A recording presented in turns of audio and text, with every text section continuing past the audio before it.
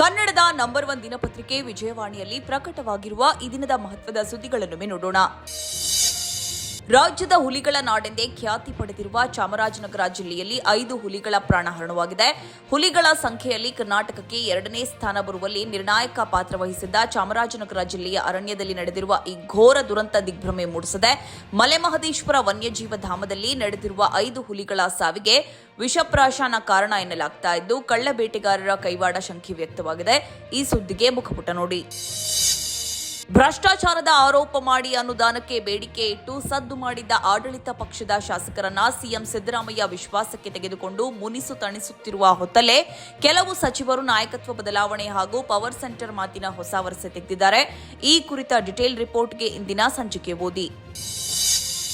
ಮಹರ್ಷಿ ವಾಲ್ಮೀಕಿ ಪರಿಶಿಷ್ಟ ಪಂಗಡಗಳ ಅಭಿವೃದ್ಧಿ ನಿಗಮದ 89 ಕೋಟಿ ರೂಪಾಯಿಗಳ ಅಕ್ರಮದ ನೆನಪು ಮಾಸುವ ಮುನ್ನವೇ ನಿಗಮದ ಮತ್ತೊಂದು ಹಗರಣ ಹೊರಬಿದ್ದಿದೆ. ಫಲಾನುಭವಿಗಳ ಹೆಸರಿನಲ್ಲಿ ನಕಲಿ ದಾಖಲೆ ಸೃಷ್ಟಿಸಿ 1.24 ಕೋಟಿ ರೂಪಾಯಿ ಸಾಲ ಎತ್ತಿ ಲಪಟಾಯಿಸಿರುವುದು ಬಯಲಾಗಿದೆ.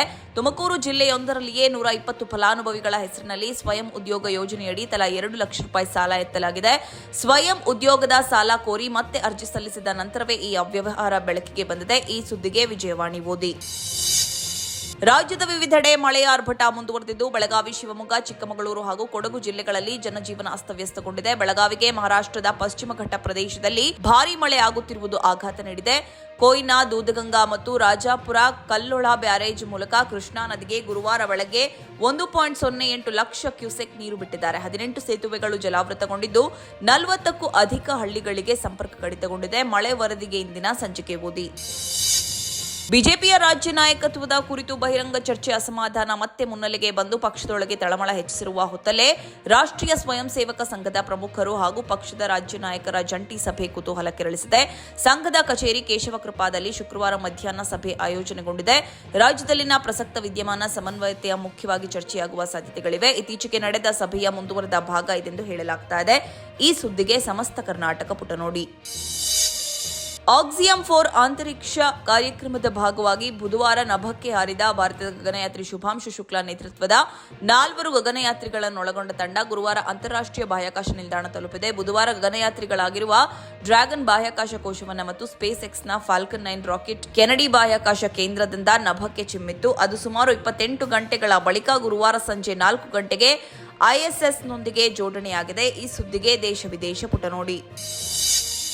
ಇಂದು ಬೆಂಗಳೂರು ನಿರ್ಮಾತೃ ಕೆಂಪೇಗೌಡರ ಜಯಂತಿ. ಕೆಂಪೇಗೌಡರ ಸಾಧನೆ ಸಾಹಸವನ್ನ ಮೆಲುಕು ಹಾಕುವ ವಿಶೇಷ ಲೇಖನಕ್ಕೆ ಚಿಂತನ ಪುಟ ನೋಡಿ. ದ್ವಿಚಕ್ರ ವಾಹನಗಳಿಗೆ ಟೋಲ್ ತೆರಿಗೆ ವಿಧಿಸುವ ಉದ್ದೇಶ ಇಲ್ಲ ಎಂದು ಕೇಂದ್ರ ಸಚಿವ ನಿತಿನ್ ಗಡ್ಕರಿ ಗುರುವಾರ ಸ್ಪಷ್ಟಪಡಿಸಿದ್ದಾರೆ. ದ್ವಿಚಕ್ರ ವಾಹನಗಳಿಗೆ ಹೆದ್ದಾರಿ ಬಳಕೆದಾರ ಶುಲ್ಕ ವಿಧಿಸಲು ಕೇಂದ್ರ ಸರ್ಕಾರ ಯೋಜಿಸುತ್ತಿದೆ ಎಂಬ ಸುದ್ದಿ ಸಾಮಾಜಿಕ ಜಾಲತಾಣಗಳಲ್ಲಿ ಹರಿದಾಡಿತ್ತು. ಈ ಹಿನ್ನೆಲೆಯಲ್ಲಿ ಕಠಿಣ ಶಬ್ದಗಳಲ್ಲಿ ಟ್ವೀಟ್ ಮಾಡಿರುವ ಗಡ್ಕರಿ, ಸತ್ಯವನ್ನು ಪರಿಶೀಲಿಸಿದರೆ ಗೊಂದಲಮಯ ಸುದ್ದಿ ಹರಡುವುದು ಆರೋಗ್ಯಕರವಲ್ಲ ಎಂದು ಕಿಡಿಕಾರಿದ್ದಾರೆ. ಈ ಸುದ್ದಿಗೆ ಮನಿ ಮಾತು ನೋಡಿ.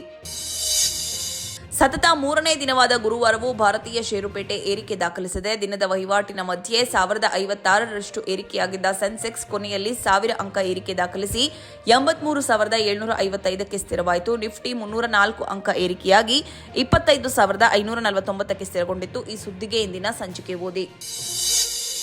ಅಶೋಕ್ ಎನ್ ಸಾಮ್ರಾಟ್ ನಿರ್ದೇಶನ ಹಾಗೂ ಭರತ್ ಹಾಸನ್ ಅಭಿನಯದ ಅವನಿರಬೇಕಿತ್ತು ಚಿತ್ರವು ಇಂದು ಬಿಡುಗಡೆಯಾಗ್ತಾ ಇದೆ. ಸಸ್ಪೆನ್ಸ್ ಥ್ರಿಲ್ಲರ್ನ ಈ ಚಿತ್ರದಲ್ಲಿ ಭರತ್ಗೆ ಹೊಸ ಪ್ರತಿಭೆ ಸೌಮ್ಯ ಜೋಡಿಯಾಗಿದ್ದಾರೆ.